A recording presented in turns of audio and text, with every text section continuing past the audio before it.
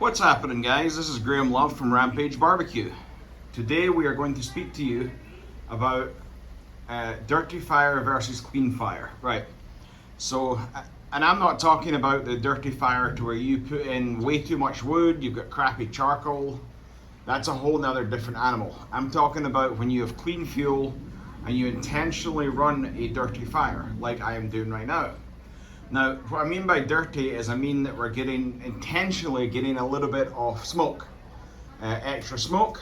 That is done by pinching off your oxygen all the way down to almost closed, and it causes the fire to kind of dull down a little bit, creating a little bit more of that sooty kind of white smoke. Just a little bit, nothing too crazy. So what you generally want to do this is, I've been trying to figure this out yesterday when I did actually first receive this pit, and I did contact a friend of mine who's been running offset pits for a long time, and he says set it to 275, right, and then when you choke it down it'll actually go down to 250. And the reason you do this, for the first couple of hours of whatever you're smoking, this will get you really good bark. It'll get you that nice woody flavor to it. And then after there, you can just run a clean fire. So, we'll definitely see you on the other side, right? As you can see, I have my intake pinched. It has only got about a finger width on the end there, completely, that's it. We've got enough fuel for 275. We pinch down the area, and we've still got an absolutely fine fire. There's absolutely no problem with it.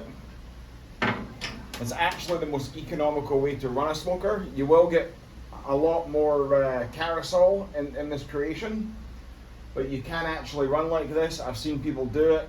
You just might want to wrap a little bit earlier.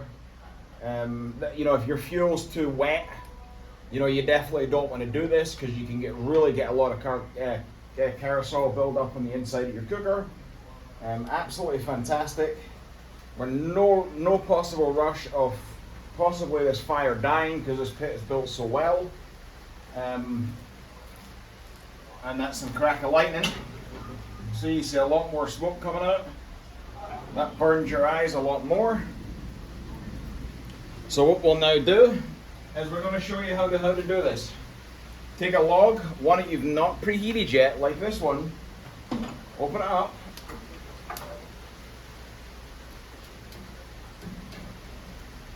Just kind of poke around in there. Try not to burn yourself. Now you've got some good coal bed. See, we've got a really good coal bed. Let me bring you all over and see this. So we now have a nice coal bed like so. So what we want to do is we might want to think about just taking one of these. That's preheated. You want to keep this open until that log catches. Now it should catch pretty quickly. You should have no problem with that catching.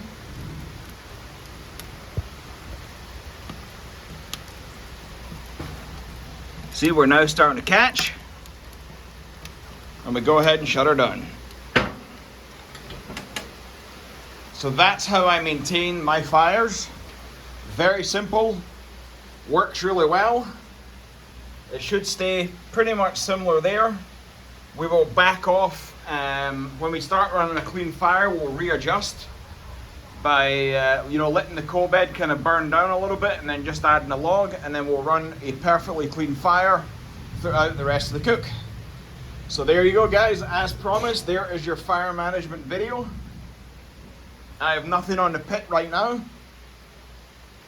so we should be seeing once this log decides it wants to catch.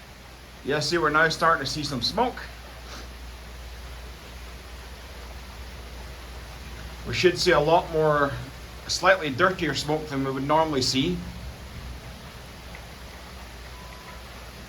See, that's a lot whiter than I normally get it, and I can normally get it nice and blue.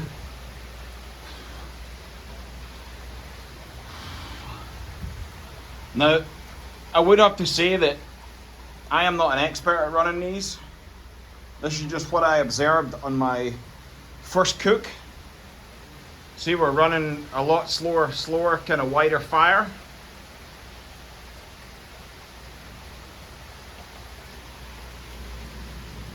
Which is just still deviating from the 250. This is what you would want to do for your first couple of hours. And then once you would see we're getting a lot more of that white smoke.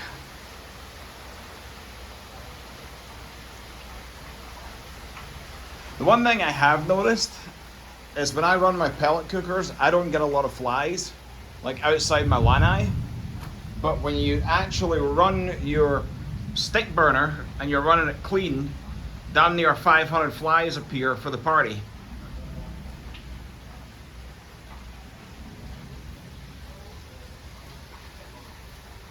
So, you see how that's running kind of whitish? That's due to a slight choke in oxygen. We got good fire in there. If we were to open that up, it wouldn't have 100% combustion.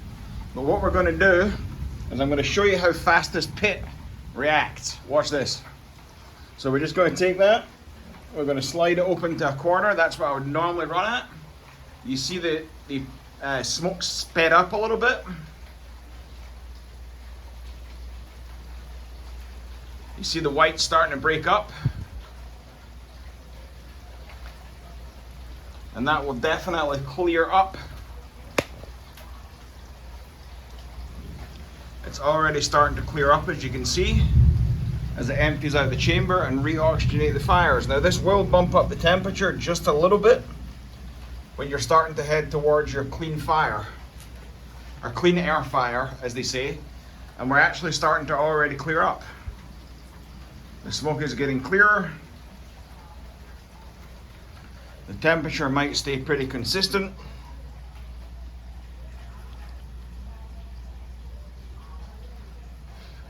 See, we might go up to 275 on this. We might go back to the old 275 where we're at. But you can adjust on the fly with this machine, and it really reacts well. I highly recommend it. This is my first offset pit, and this is the first offset pit. See, we now have a nice fire. You always want a fire just like that. You never want a smoldering, white, smoky, a little bit of flame fire. You want an actual roaring fire like so, like you just saw right there. See, you want to peek down in there. Make sure you've got some good combustion and flame. And now we're back to the lovely clean white smoke like we should have. Well, that's it. Thank you very much for watching Rampage Barbecue's YouTube channel. We'll see you on social media. We'll see you on Facebook, Instagram, TikTok, and all of our major videos are done on YouTube in lovely 480 or 1080p, depending on what YouTube allows me to do. So we'll talk to y'all later. Have a wonderful day and keep on smoking.